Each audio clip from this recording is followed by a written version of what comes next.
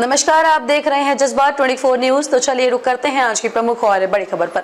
उतने पैसे नहीं है, निर्मला सीतारमण ने बताया क्यों नहीं लड़ रही लोकसभा चुनाव। देश की वित्त मंत्री निर्मला सीतारमण ने बताया कि बीजेपी ने उन्हें लोकसभा चुनाव लड़ने के लिए कहा था, लेकिन उन्होंने मना कर दिया है। चुनाव न लड़ने की वजह बताते हुए वित्त मंत्री ने कहा कि उनके पास चुनाव लड़ने के लिए उतने पैसे नहीं है।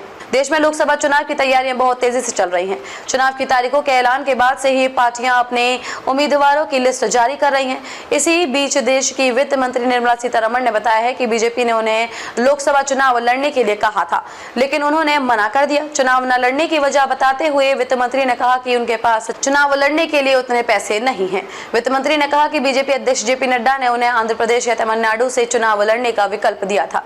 उन्होंने बताया कि जिसके बाद वो एक हफ्ते तक सोचने के बाद अध्यक्ष के पास जवाब देने वापस गए और कहा शायद नहीं। वित्त मंत्री ने कहा कि मुझे नहीं लगता कि मैं चुनाव लड़ने के लिए सक्षम हूं। साथ ही उन्होंने कहा कि मैं पार्टी की बहुत आभारी हूं कि उन्होंने मेरी लोकसभा चुनाव न लड़ने की बात को मान लिया। फंड न होने की बताई वजह। जब वित्त मंत्री से पूछा गया कि देश के वित्त मंत्री के पास चुनाव लड़ने के लिए पर्याप्त फंड क्यों नहीं है, तो उन्होंने कहा कि भारत की संचित विधि उनके निजी नहीं है।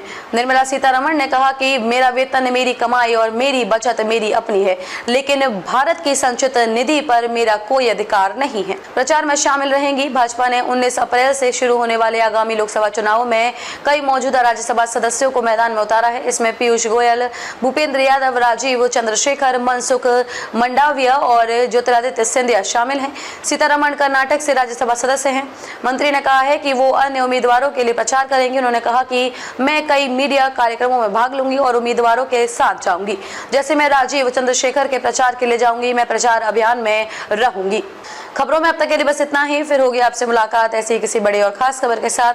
तब तक के लिए नमस्कार और देखते रहिए जज्बात 24 न्यूज।